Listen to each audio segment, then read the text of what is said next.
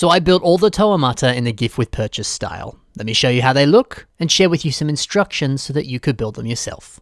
Let's go. In my most recent video, I showed you how I made Kupaka in this gift with purchase style. If you want to see more of him, maybe go check out that video. I won't focus too much on him here.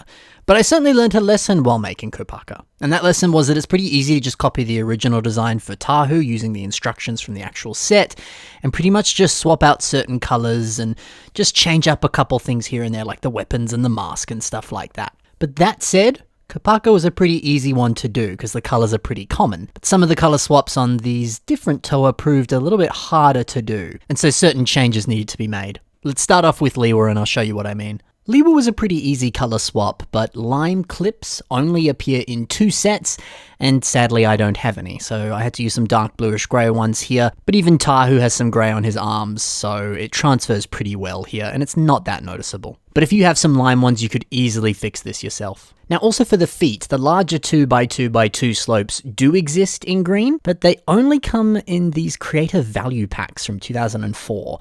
It's always strange how a piece that you assume is common and appears in a pretty common color can sometimes just be really rare for some reason. Regardless, I just swapped these out for some 2x2 slopes and a couple 2x2 plates, and I basically achieved the same look. Now on the feet, this piece is used on the official Tahu set. Now this only comes in red and light bluish grey, so swapping it out for other colours for these guys was going to be difficult. But there's actually a very simple fix for this. You just get a traditional Technic brick in whatever colour you need, and a 1x2 plate, and you can essentially just recreate the exact same thing and still have the connection ability so you can put it on a stand as well. Easy fix. Otherwise, I just buffed out the Tahu finger design to match how his fingers look on the original set, and then did my best to recreate his axe. Now, this was surprisingly tough because LEGO makes very few clips and bars in green. So these green lightsaber bars, they only come in an advent calendar build, and the infamous Mill Village Raid, which is an insanely expensive set, mainly because it features the hugely expensive LEGO goats that only come in this set.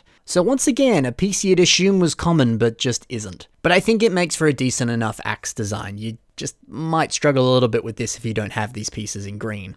The mask was also a tough one to design, but here's instructions for it, so if you want to do it yourself, you can. Sadly, we don't have any other printed tiles to create the face designs that match Tahu's mask, but I think these more sort of like detailed masks are just a nice alternative instead.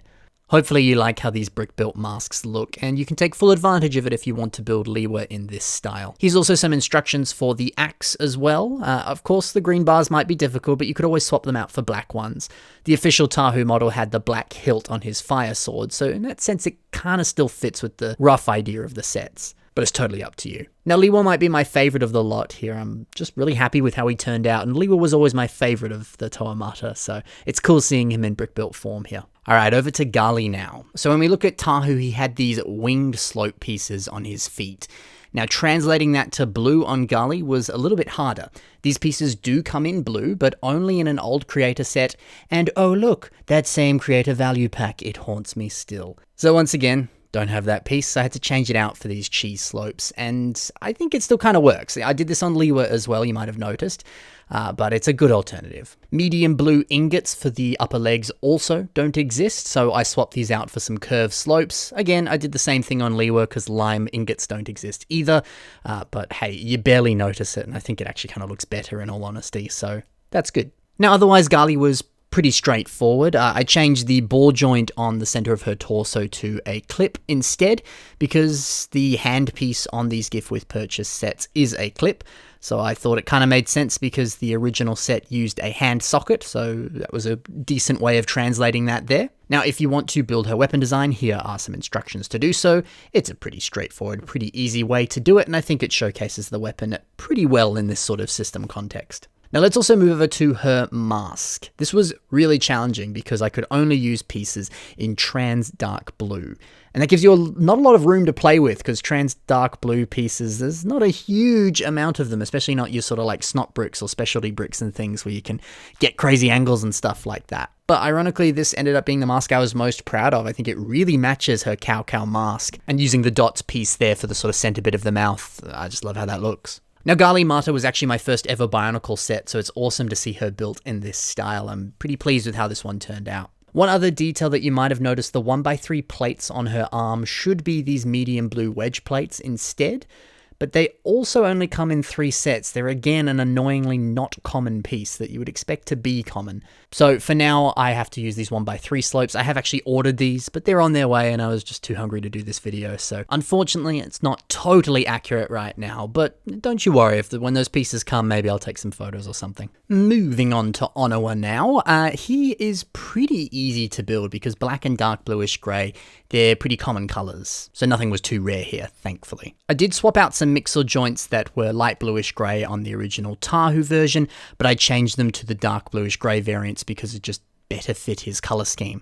And I think honestly, it just looks so much more well-rounded and nice, and it just sort of perfectly complements the color scheme and makes it just look a lot more clean, which is nice. There's no weird bits of gray sticking out because everything's gray. And yeah, you might argue, hey Ben, this should be old gray, not light bluish gray if you want to be accurate to the original version.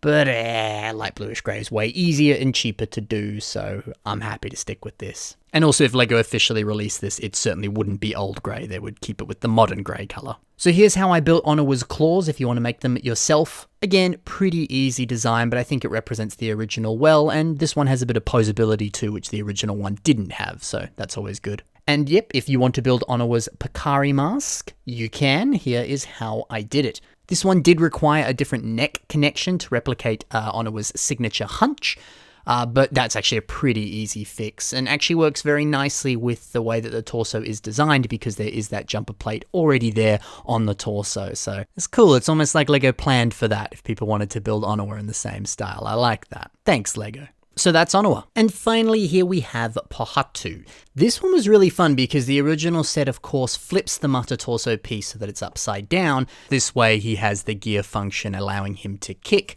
being his sort of signature thing. And it's actually simple enough to do the exact same thing with this torso. There's just a few pieces on the sort of like, well, what's previously the neck area, which is now the butt, which you just have to sort of flatten out. But otherwise, it's a pretty easy fix. I did mix up some of these hinge plates so that half of them are tan and the other half is black. So this way there's no kind of like weird bleed over with the colors. They all just sort of match nicely. I think that's a fair enough fix to do. Now let me show you instructions for the leg design now. As you can see, I kept this as accurate as I could to the original set, and thankfully it's a pretty easy construction if you want to make it. I did have to use these cheese slopes in the design instead of those curved slopes that we've seen in the other versions here. Those do actually come in brown, but it's only in like one set or something ridiculous. But thankfully the cheese slopes actually sort of pair up nicely with this sort of boot kicker weapon thing that he's got.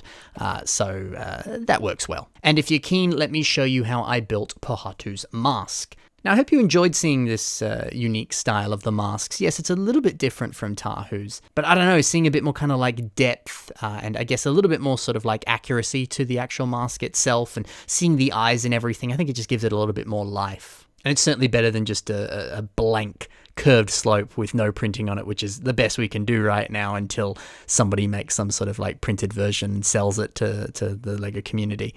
They might look a tad creepy if the face was just blank, who knows. Oh yeah, and I forgot to mention all of these sort of curved slope bits that are used on the sort of like back of the torso here.